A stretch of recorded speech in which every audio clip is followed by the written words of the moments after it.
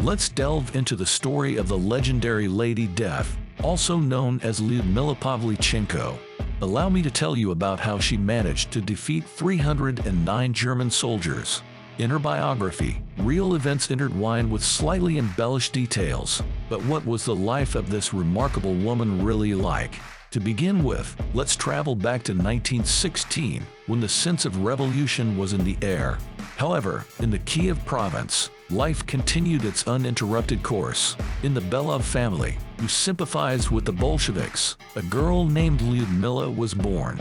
Her fate was closely intertwined with the growing upheavals in the country, the Civil War, and the influence of the Bolsheviks on her family environment.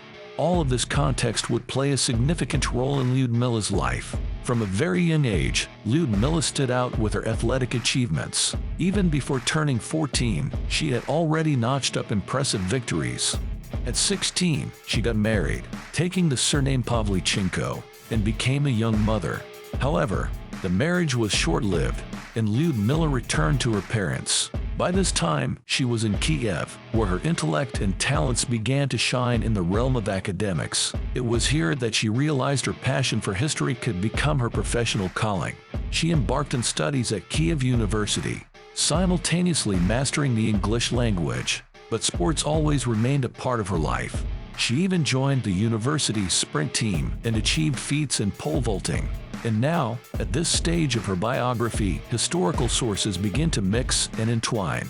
Some say that Lyudmila was already brilliantly skilled in marksmanship back then, while others cast doubt on this aspect of her life. Nevertheless, regardless of the versions, one thing remains consistent. When she found herself on the front lines, her marksmanship skills proved impressive. According to Lyudmila's own words, her encounter with the world of marksmanship happened by chance. While strolling in the park with friends, she met a young man eager to showcase his shooting prowess. Playful and ambitious, Lyudmila took up his challenge. However, her results were so astonishing that the head of the shooting range invited her to visit regularly.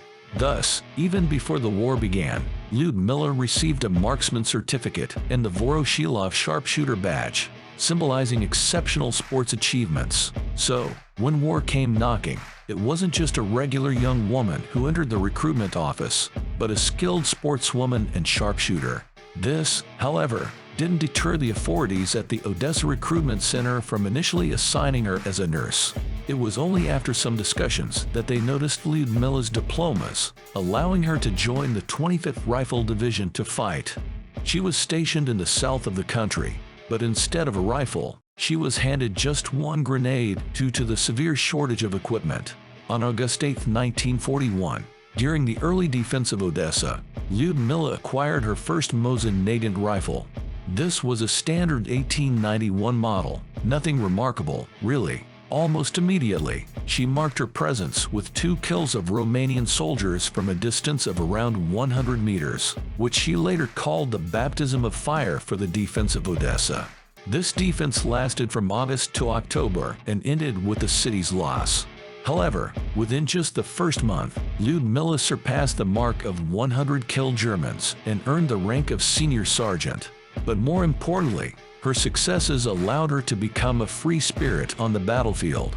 Lyudmila would leave her positions early in the morning and return late at night, painting a romantic picture in her unique line of work. She often got up close to enemy positions, lying in wait for hours to take the perfect shot. She recalled lying motionless for up to 15 hours, as any movement could reveal her position and result in instant death. Throughout the defense of Odessa, which eventually led to the city's fall, Lyudmila managed to confirm 187 kills. Nevertheless, she was eventually evacuated with her division to Sevastopol. There, she not only fought but also trained other snipers, adding to the tally of over 100 kills. During this time, she remarried, partnering with sniper Leonid Kitsenko. Their distinctive approach was going on missions together. Lyudmila's tactics were versatile and cunning. She sometimes shot against the sun, occasionally under it, and she frequently changed positions. Her goal was to prevent the enemy from learning her style and anticipating her shots. The German response involved chaotic use of mortars, and as the list of Soviet sniper kills grew, the Germans became more desperate.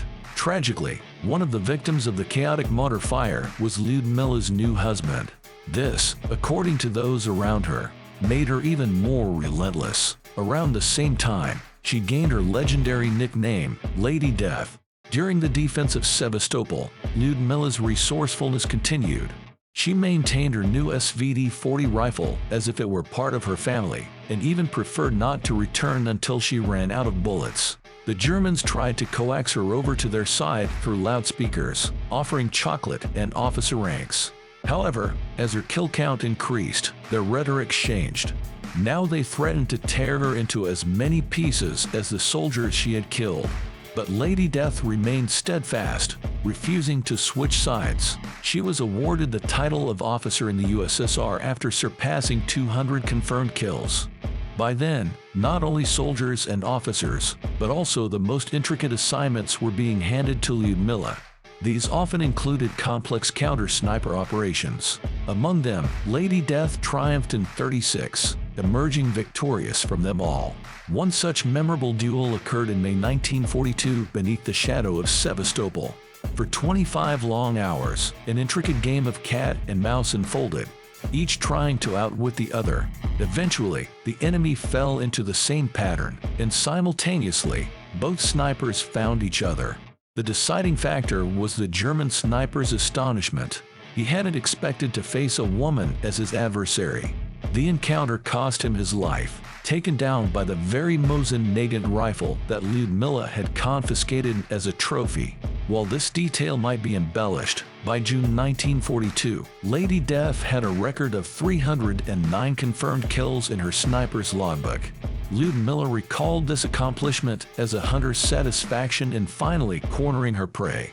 She was also delighted when she overheard on loudspeakers that they would tear her into 309 pieces. It pleased her that the enemy kept count of her victims and did so accurately. What could her tally have been if not for the misfire of the PDRD-41 anti-tank rifle she encountered in June 1942? This incident wounded her and left her in a hospital. Devastated by her husband's death in combat and struggling with depression, she yearned to return to the front. However, by then, the Soviet command was developing an extensive program for women snipers. Due to her remarkable value, which exceeded a mere couple of hundred kills, Lyudmila was reassigned as a diplomat. These were challenging times, as the USSR needed Allies' support urgently, especially the opening of a second front. Therefore, Lyudmila was quickly briefed and sent on a foreign tour to the USA, Britain, and Canada. In late 1942, she became the USSR's first citizen to be personally received by President Roosevelt. Initially, not many took her seriously. Reporters asked frivolous questions about stockings, makeup, and even reviewed her skirts. Yet, Lyudmila's excellent education, which allowed her to understand matters without an interpreter, and her innate audacity saved her.